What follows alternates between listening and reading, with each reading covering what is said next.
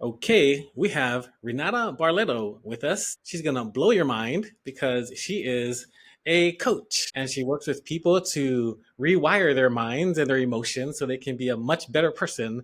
And that's how I ended up coming across her profile because my For You page is a lot of sports, faith stuff, and then personal development.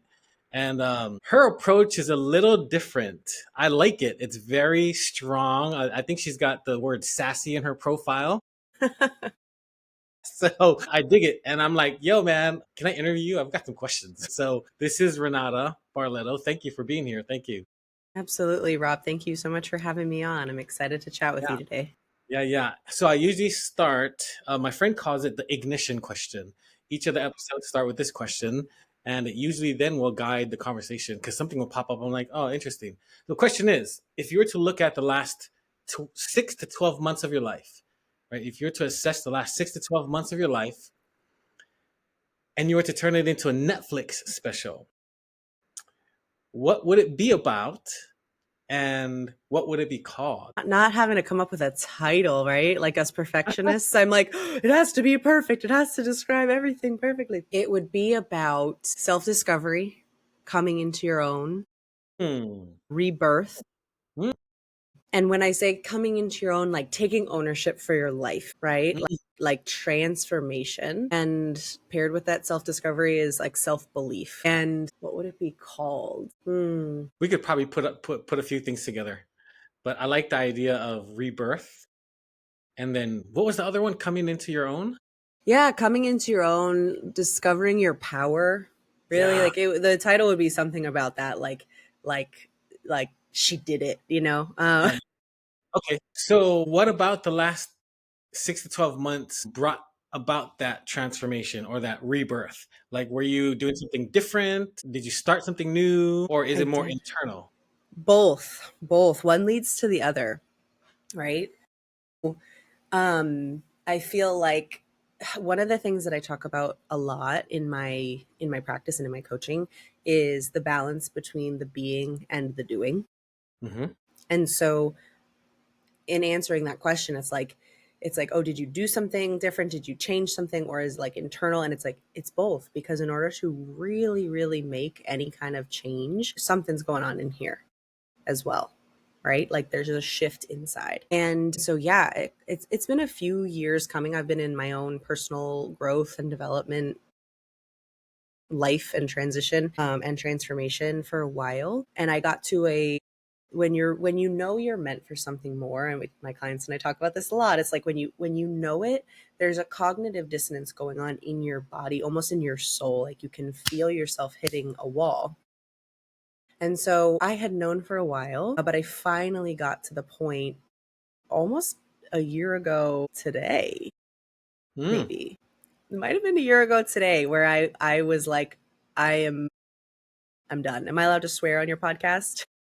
I think so. Great. Where I was just like, fuck it, it's time. So I had been gearing up. I knew I've been in coaching on some level or another my whole life. A lot of it was like in the fitness realm or the wellness world, and my degree is in psychology, and so I knew I was heading in that direction, and I just didn't know how it looked. And I just got to the point where I was like, I can't do two things at once, right? Like my heart can't be in this where I'm like ready to start my own business and I'm ready to, really make an impact and help others or whatever it was going to look like, and also be in this like corporate sales job where I'm constantly stressed out and I'm constantly like operating at these high levels and working 12-hour days, and like, not that you don't work long days as an entrepreneur, but very different. And so it just got to a head, and I was like, I'm done. Like no plan, just let's go. Let's time to leap. And so yeah, that's what I did. I quit my job essentially. I went to commission only, and I went to Croatia with an old friend from college and was like, bye. I had a reset and came back and then just started yeah, building my brand, building my business. And then I also went through a major transformational coaching program or a transformational training around that same time. And that also really, really shifted my whole mindset and my being. So it was like I took the action and then I transformed the way I look at the world. And the two things came together to create this person that's growing every day in front of you now. Okay, that's fun because when you change your perspective, things around you change.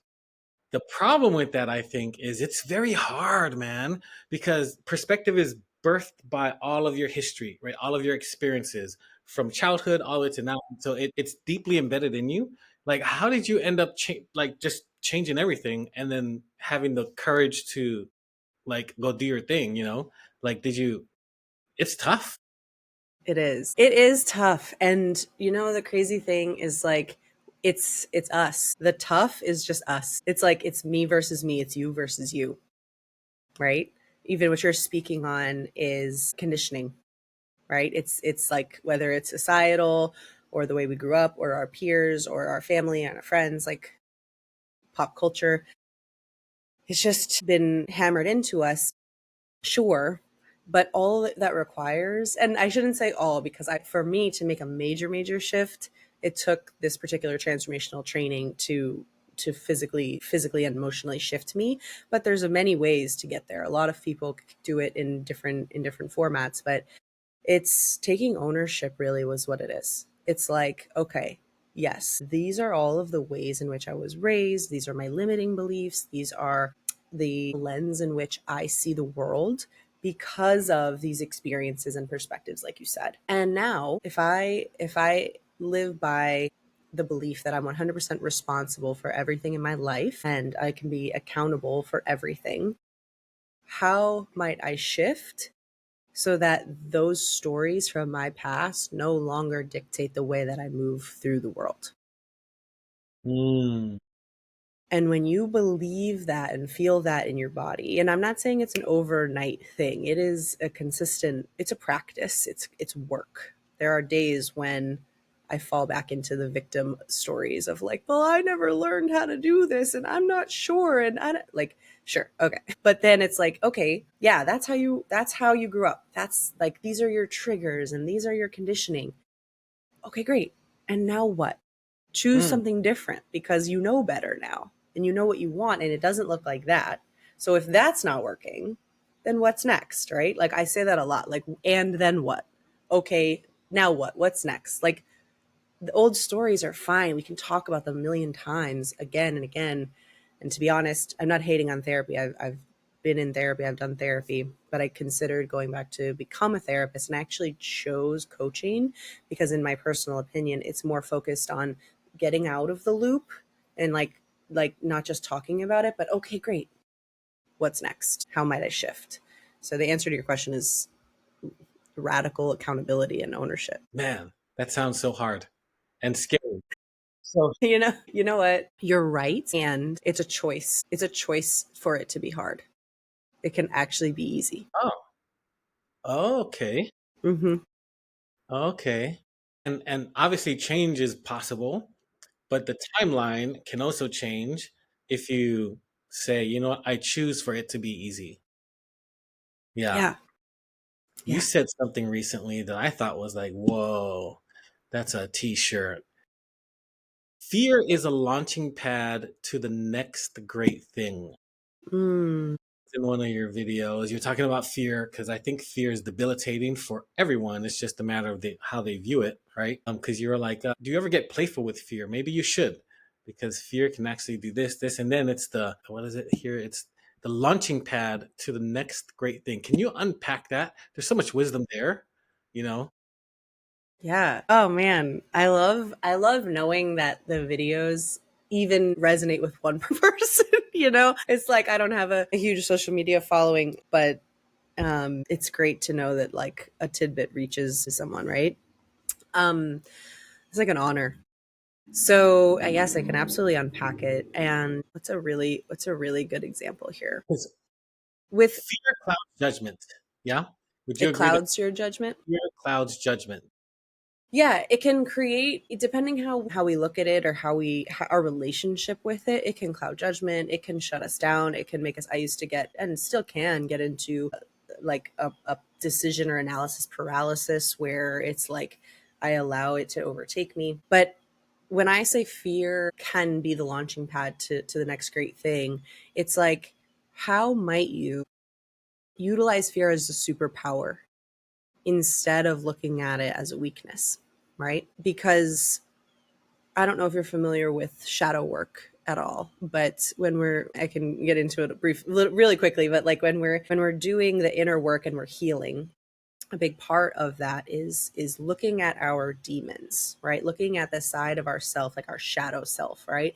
The side of ourself that we feel ashamed of or are afraid of, or the negative aspects, quote unquote, the negative aspects that make us who we are. Being able to face that person, that who's also us, Mm. with love and patience and appreciation, it allows you to, it's a huge healing element, but it allows you to then not run from those things but utilize them, right? And so it's the same thing with fear. When we're able to face our fear instead of running from it, what can be birthed from that? Mm. And to go a little bit further into the unpacking, I have a metaphor that I really like to use for this. So the universe starts to move for you when you start to trust it, right? And so fear will have you no, stay with me, Rob, stay with me. So fear will have you on, let's say, like a ledge, right? Like you're on this Yeah. this ledge with no bridge, right? You're over all this open sky, and you're like, well, I can't step forward. I can't step forward because if I step forward, I'm going to fall. That's fear, right? Trust and surrender, which is the opposite of that, Mm. would have you say, hey, what if you stepped out and you were fine? And so when you're like, I don't know, and you're in that phase of like thinking about trying something or thinking about taking risk, and you're like, I hear you, but I'm not quite ready. I don't want to leave the safety of whatever, relationship, job, like ego, right? Ego is Mm. the thing on the platform holding you there. And if you're able to look fear in the eye and basically be like, you know what, like I'm going to actually choose to trust and surrender even with this fear present, and like use it as fuel, you can launch yourself from that ledge that you're on. And when you do that, that's when you find the steps or the bridge or the parachute or the wings, whatever it is that's going to protect you from the fall, they appear. But you have to take the risk and lean into the fear and trust in order for that to happen. So camera and then audio, she's good.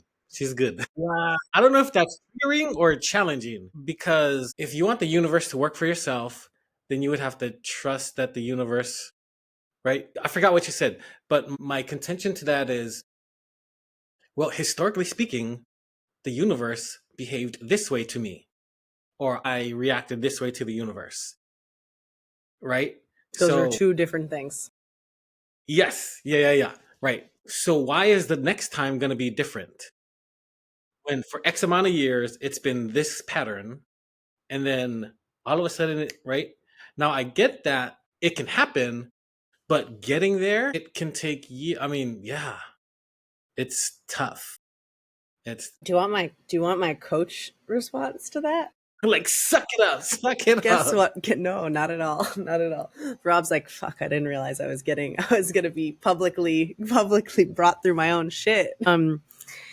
My I don't want to call it an argument, my counter to that, or like my invitation, what I would invite anyone into on that specific comment would be like, the universe isn't doing anything. When you're like, oh, these patterns, those patterns are ours. Yeah. They're ours. Yep. We It's chose. Yeah, we yeah, chose to do it from a broken frame. correct. Yeah. Correct. Oftentimes, right? Like you can't look back and be like, "Oh, the universe fucked me over so many times." That's not it. The universe is the reason you're still here. And when I say universe, I don't, it's whatever you believe, right? Like it's God, it's source, it's universe. I just say universe because it's an all-encompassing term, but sometimes I do say God, sometimes I do say source. It's like it's energy, right? If atheists would call it, it's energy, it's frequency. And now we actually literally have proof, scientific proof that shows it's like the spirituality and the science actually are merging, They've shown what's possible in frequency and energy and all of this kind of healing work, what it does. So yeah, not to throw anyone off by saying universe, because it could be God or Yeah, yeah. whatever that is Right, for anyone. right, right, right. Mm-hmm. So how do you because I disagree with a lot of sayings, right? Yours is Mm. amazing. You can be who you want to be. You can be, all that stuff. No, you liar. I can't be the president of America. I can never, ever. I will not be the president. So no, I'm not going to say that. And trust your instincts, right? It's a slippery slope because if you trust your gut, but the pattern of your instincts say one thing, right? That's where it gets confusing because sometimes your gut can be based on like something you learn that's influencing how you're feeling that'll change your behavior. But the majority of the time, if you're just operating under instinct, it's going to be based on how you've developed throughout all these years, right? And if your experience has been negative, therefore it only makes sense that your instinct is going to choose negative. That's interesting. I hear you. I hear you. What I'm hearing in that is your definition of gut in that moment or in that instance is more conditioning. And Mm. when we're actually coming from what we call gut instinct, or like, yeah, a gut decision, if it's truly that, this is of course all opinion, right? This is my opinion, but it's coming from the heart center, the heart space, like a healed place. It's Mm. this, and Mm. a lot of us in this society are very disconnected Mm-hmm. from that. I heard in one of my trainings someone said the 12-inch drop from the head into the heart is the longest one for some of us. Wow. Yeah, isn't that great? Because so many of us, and honestly me until the last year, truly, and it's another one of those things that I practice. I have to practice regularly. I get to practice regularly because it's not automatic to be in my heart space. People are like, oh, you're so open, you're so grounded. I'm like, I'm glad it comes off that way, but I'm up here a Mm. lot. And so a lot of our, what we think are our gut decisions or our instinctual decisions, are actually coming from the headspace. I feel like I should do this. This seems like the right thing to do, as opposed to when you're actually connected to your heart center. It's different. It's almost like your soul speaks to you. And it's just this little like, boop, that feels right. This feels good. As opposed to like, this shuts my energy down. It doesn't feel good. It's much more like led from truth. Does that make sense? Mm-hmm, mm-hmm. It's like your own personal moral compass per se. Exactly. And so, but to your point, you're right, because so many people are cut off from it. So what often feels like, what can feel like a gut decision, this was my whole 20s, like, just flying off the seat of my pants and making gut decisions. Some of them were instinctual, choices, and a lot of them were like a bastardized version of gut choices based on, like you're saying, like conditioned behaviors, limiting beliefs, like whatever it may be. And then we disguise it as like a gut decision, but it's really like an unhealed version. Good word. Good word. Unhealed. I think the beauty of choice is that we can wipe away all of that past track record by being brave enough to make one choice, right? At that moment. And then it's a momentary thing, but you have to have the courage to choose that. And sometimes the ability to choose can be debilitating because you're like, oh, woe is me. But you can snap out of it just as fast, you know? Yeah, Yes, 100%. yeah. Literally, the rest of your life is one decision away. I love that you just said that. You literally are in choice at any given moment. It's amazing. It is scary. It's super scary. It's super scary because you know what that means, Rob? When we accept that as truth, yeah, it's empowering to know like I can make a different decision in this moment, but it is debilitating because it also means that I'm fully responsible for Mm, everything that's happening in my life right now.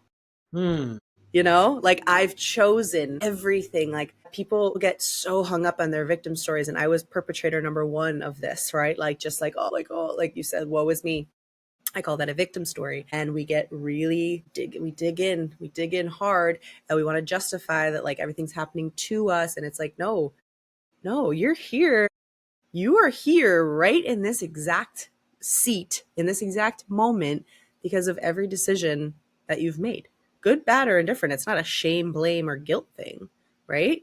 But it's just like, yeah, you're empowered. And so if someone's not willing to take responsibility for that, then yes, it can be very debilitating to find out that choice is 100% ours. If you're exactly like you said, if you're brave enough to be like, I can fucking handle this, Yeah. then it's exciting. Yeah. Yeah. Would you say that the edge that you have in your personality is what makes you different from other coaches? What edge?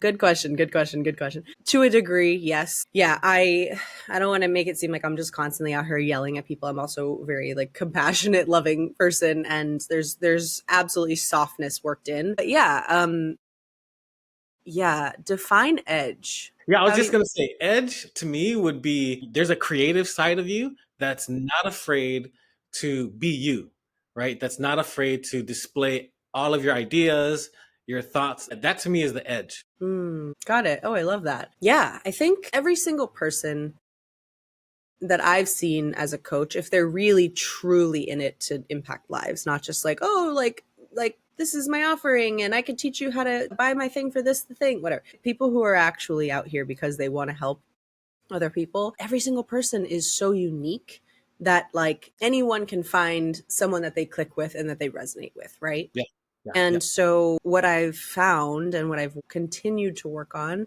is figuring out what that looks like for me. Like, how do I get to be my most authentic self, especially on camera? Right? Like millennials, we didn't grow up the same way. We didn't have the phones, we didn't have the cameras in our face growing up. So you still trying to find that shift or that lose the performance Mm, type thing, right? And really become yourself so that it shows through. But I think that like you want to call it edge or personality or authenticity is what I try to put out there so that people can understand that I'm a relatable human being. And that might mean talking, like I talk about all kinds of things on my page. I talk about sexual stuff because I help a lot of people in that area and I'm really passionate about sexual wellness and like openness and freedom around that. But then I can also get into like really serious conversations around like trauma and like past addiction and like abuse and other things. And I want people to know that it's a safe space because I'm being me. So yeah, if it's an edge, then hell yeah, it's an edge. yeah, yeah. What would you say is your like your superpower? The one thing that oh man, I did this, and this is amazing, and they'll remember that. Do you feel like there's a thing that you do that oh, that's my stamp? In coaching specifically, Yeah, yeah. Ooh, that's or even as a person. yeah, it's a great question. Honestly, it's very similar to what I just said. Like, I feel like it's the authenticity. Yeah, I do. I think it's that. It's the ability to deeply, deeply connect as I am. I think it like creates this level of comfort and trust with people so that they're able to really open up. Are you And okay with the pushback? Is that okay? yeah, yeah, of course. Oh, please. I love it. I've got plenty of edge. Yeah. Oh, yeah. Yeah. I love the authenticity, but my grandma has authenticity, Does right? she? Yeah. So Well, does it. grandmas are pretty authentic. That's fair. Continue. Sorry. Yeah. I think it's more for you. I really do. Mm, I think it's something different. I mean, the top umbrella is authentic, right? Because there's 100%, there's no faking about you, but mm. I think there's more to it. I mean, I follow a ton of people, right? And I wanted to reach out to you because it's something. There's something, you know. Yeah, yeah, I appreciate that. Yeah, that's fair. And pushback's always welcome. I feel like in all of my relationships and my friendships, like I don't call that pushback. I call that like well, we sometimes we call it feedback, but it's like it's holding someone high, right? Like you didn't just ask me that because of the sake of this interview, right? You asked me that because you were genuinely like, no, fuck that. Like there's something else, right? And I love that. I value that deeply. So thank you. I think I got it. I think I got it.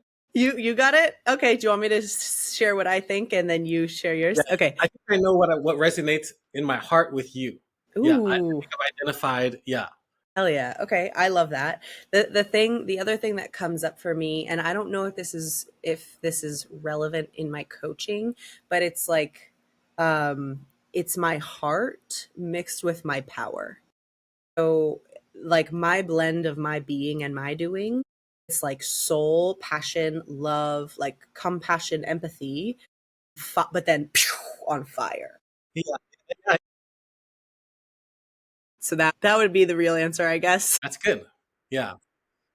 What's coming to my mind is the concept of glitz and glamour. But for you, in your case, it's that edge, right? It's the combo of grit and grace. Yeah. That in as authentic as you are, when you look at your feed, it can be polarizing to some people. Be like, oh my gosh, that's so like out there. But then you come with the fear is the launching pad to the next, right? So it's that delicate kind of balance between your edge and your encouragement, right? The grit and the grace. That I feel strongly about the grit and the grace. It just screams you. Woo! Grit and grace. Maybe I should change my podcast name to that. That's amazing. That's good. I give you some royalties for sure. I receive that. Thank you. It's a huge thing to be acknowledged for. So thank you for saying that. And it's not the first time I've heard that. And you're spot on. You're spot on. It's sometimes it's harder to see those things within yourself, right? Because this is just it's just who you are, right? Like I'm like, oh, it's my authenticity because that's me, grit and grace. Yeah, I love my some of my friends compare me to Khaleesi, which is like the biggest compliment on planet Earth, mother of dragons. And Mm, like, similar grit and grace, right? Like she's a mm. sexy badass, and who doesn't want to be a sexy badass, right? Yeah. Yeah. What kind of clients do you typically work with? Yeah, it's a great question. So it's a mix. So I do. I really love transformational coaching. That's where I got into the space. But there's also a high demand for the kind of like the dating coaching as well. Mm, And so, yeah, and one of the sources that I use for lead generation is around that. And so right now it's a bit of both. And so my clients range, the age ranges are probably anywhere from 25 to on average 25 to 40, but I do have a client or two in their 60s as well. So it really is a huge range. I prefer to work with people, not prefer, I only work with people who are really, really ready to do the work, whether they know what that looks like or not. It's a willingness and an openness. Someone who's like, you know what, I can tell that I'm meant for more. mm, And I don't care what more means to them in that moment, right? Like if they're feeling that feeling and they're acknowledging it, let's fucking go. I'll help you get there, right? And what's really cool is a lot of my dating coaching clients come to me because they want to find their person. And in the midst of us coaching, they're like changing so much about their lives. And then it becomes like dating's not even the focus anymore because they're like switching up their morning routine, like they're getting back into strong like self-disciplinary habits. They're focusing on themselves again. They're finding out who they really are and what they really want. Maybe they're about to make like career shifts and like building themselves into the person that they get to be a great partner. And I'm happy to give dating advice as well because that's part of it too. But it's beautiful to see somebody with an open heart that's just ready to improve. hmm. So yeah. And they find you on Instagram, or how did just social, or do you network in person? Yep, great question. Yes, so a little bit of everything. I Instagram in person or people that I've known, right? Like people who have known me from the past. And I use a dating app as well, where I just kind of mention what I do in the dating app. Yeah. And so I don't advertise, right? I'm not saying like I'm here to sell this because that's not my intention, but it started off as just saying like as a little blip on the bottom, just saying like if you are interested in profile advice, let me know, like message me this word and I'd be happy to help you. And then I'm kind of like, as a dating and life coach, I like to help people in whatever way I can. And so people ended up reaching out to me through that. And then they're like, well, hey, but you're a coach as well, right? And then I'm like, oh, yeah, absolutely. And so we get going on that conversation as well. Nice. That's smart. Yeah, it's It's interesting. It's an interesting space to do it. Yeah. Yeah, yeah. And then you have a podcast. Do you also have a book in the community or No, no book, just the podcast. It's called Rants with Ren. So that got started a few months ago. I'm about to publish the third one, and I've recorded 5 now. So it's a slow coming, but it's been really fun. yeah, that's cool. Is Yeah. there anything that you're working on that you're super excited about for the future? Or are you just gonna keep rolling with what you're doing? Yeah, that's a great question. Consistently coming up with stuff that like what's next, right? Because my vision for this is to build a brand where I can impact as many human beings as possible. And my vision for the world really is that every single person sees and understands their full potential and then actually lives in it, right?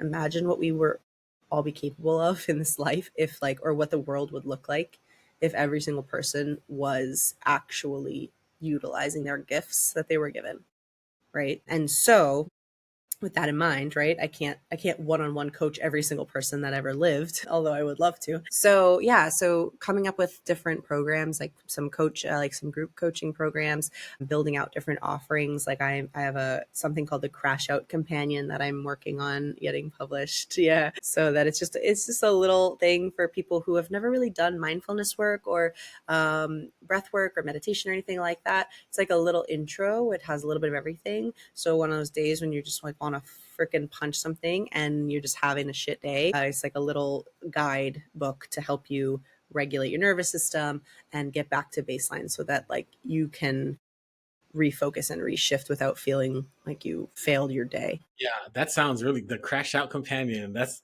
nice. Yeah. Yeah, I'm excited about that. And today, Rob, I was thinking about one of my dreams I've had for like 10 years is to open a dance studio. I absolutely love dancing. Yeah, so today I was like, what would be very cool to have is like a combination dance studio that includes somatic work and like healing work as well, so that people can come and learn how to just move their body in a way that releases energy and makes them feel better. Even if they feel like they have no idea how to dance, everybody knows how to dance in their body. So yeah, so that was something that came up for me too. So lots of exciting things in the works.